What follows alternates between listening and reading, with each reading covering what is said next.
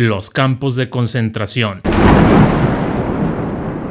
Esos fatídicos enclaves tan populares en el siglo XX, en los cuales cientos de personas eran hacinadas por razones políticas, raciales, étnicas o religiosas y sometidas a extenuantes rutinas de trabajos forzados, obteniendo, a cambio, raciones miserables de alimento que servían apenas para mantenerles con vida.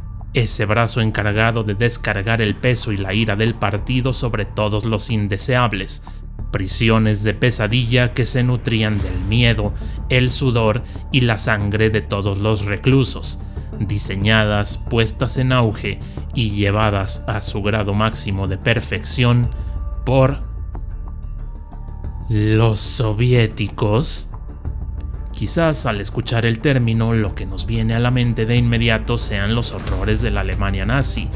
Pero, ¿y si te dijera que estas prisiones fueron implementadas desde mucho antes en la hoy extinta Unión Soviética y se mantendrían en funcionamiento durante décadas luego del término de la Segunda Guerra Mundial? Un día típico en uno de estos campos quedó plasmado en Un día en la vida de Iván Denisovich del gran Alexander Solzhenitsyn, quien experimentaría en carne propia las aterradoras condiciones de estos abominables lugares. Quédate para descubrir todo lo que se esconde detrás de las líneas de esta gran novela. Soy un libroadicto más, y esta brigada del 9º barracón del campo disciplinario de YouTube es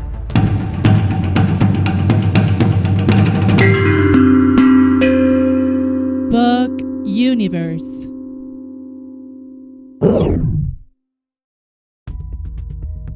Los hijos del Gulag.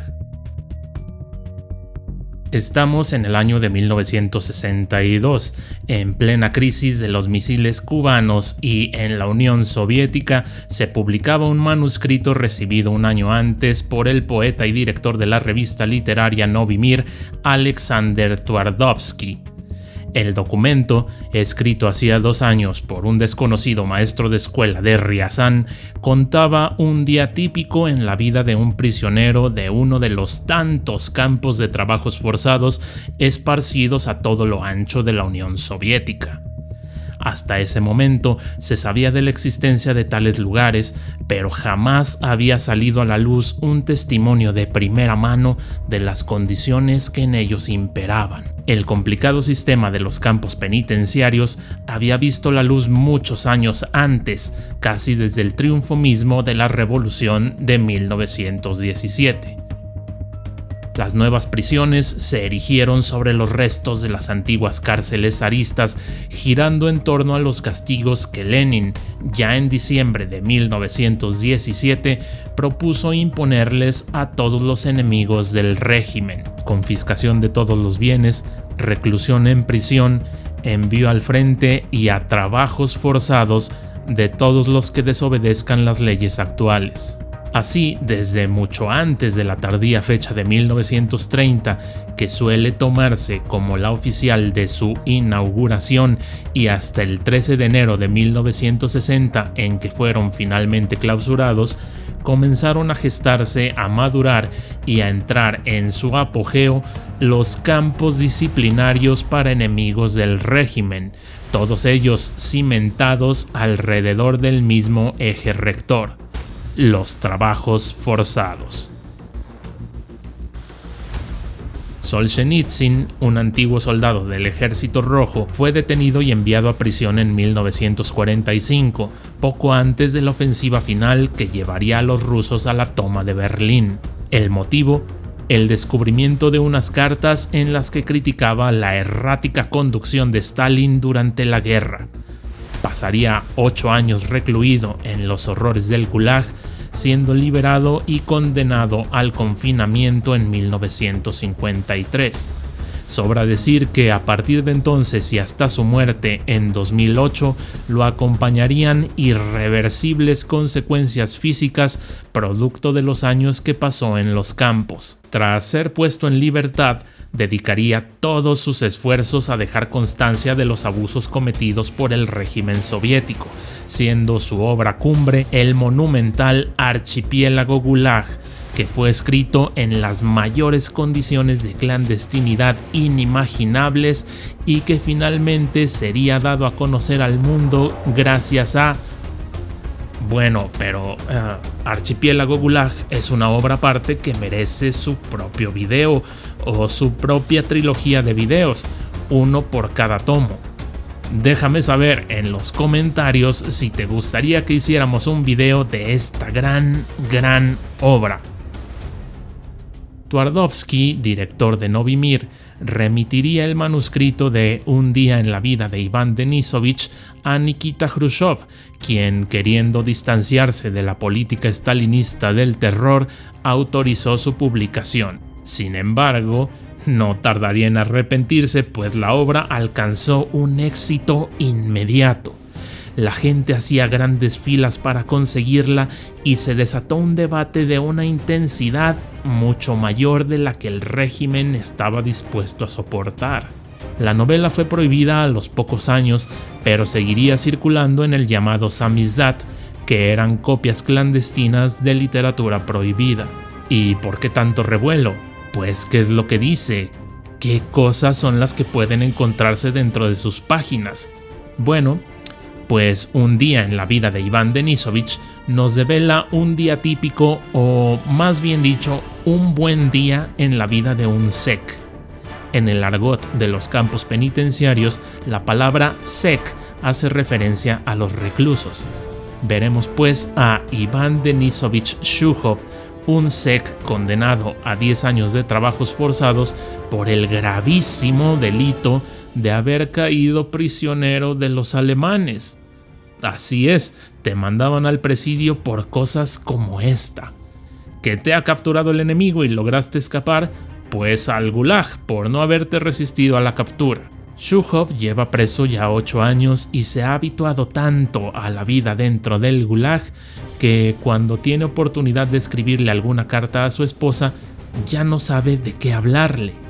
De igual forma, las cartas que recibe de ella le parecen cada vez más extrañas, pues ha dejado de comprender lo que pasa afuera.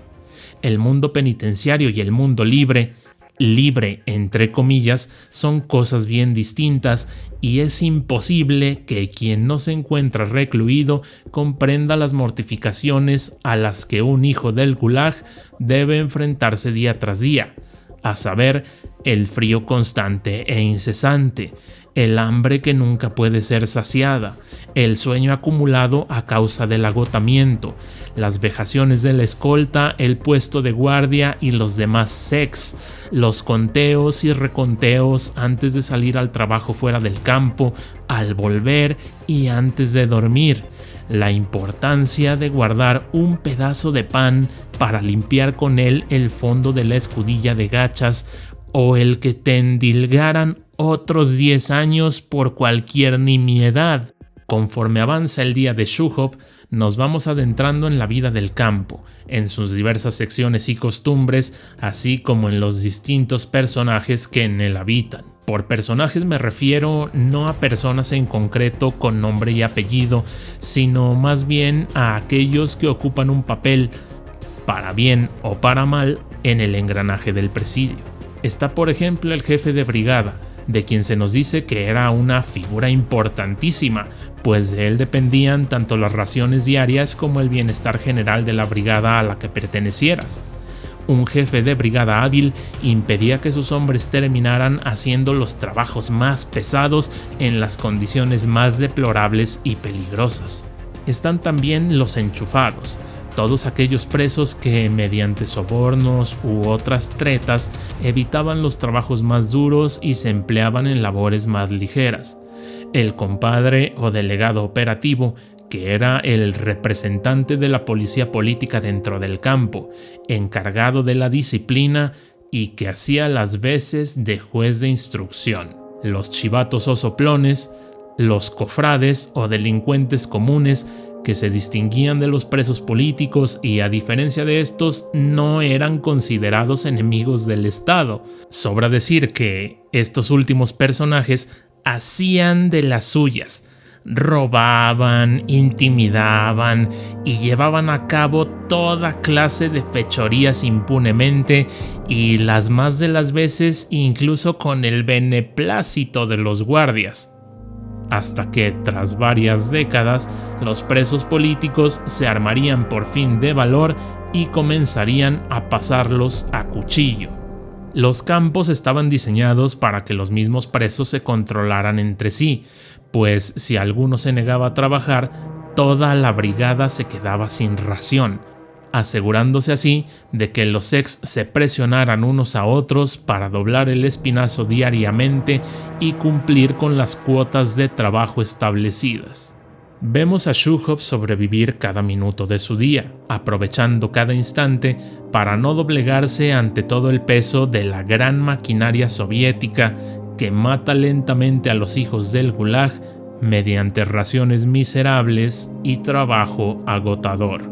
Se mueve con habilidad y familiaridad dentro del campo, evitando los peligros y a los guardias impredecibles y procurando hacer los favores adecuados a los presos indicados para obtener un poco más de comida. No obstante, conserva la dignidad y la decencia. No cae dentro del grupo de esos presos que se pelean por lamer las escudillas que los demás dejan, o como Fetiukov, que recoge las colillas de los cigarrillos para liarse uno propio. Tampoco guarda falsas esperanzas fincadas en la ley soviética como Buinovsky. Shuhop ha aprendido qué botones pulsar y qué hilos mover para hacerse más llevadero el tormento sin necesidad de hundirse en lo más bajo. En medio del infierno, Shuhop no pierde su humanidad e incluso ayuda a los reclusos menos avispados, como cuando ayuda a César para que no le roben el paquete que ha recibido de su familia. Porque convertirse en un nativo del Gulag, mimetizarse en uno de sus tantos hijos adoptando cada una de sus costumbres, es lo único que otorga al Sek una pequeña esperanza de salir con vida. De nada vale resistirse o lamentarse, porque no es la ración pequeña la que mata, sino la grande, y porque no puede ser de otra forma, pues los días en el Gulag transcurren con rapidez, pero la condena nunca disminuye. Si este video te gustó, dale like y activa todas las notificaciones para que no te pierdas de todo lo que se esconde detrás de las líneas de tus libros favoritos.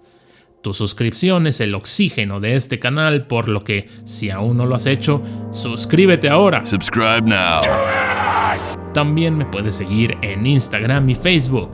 Yo soy un libroadicto más como tú. Y hasta que Shuhop logre salir con vida del Gulag en el que se encuentra, te pido que no pares de leer.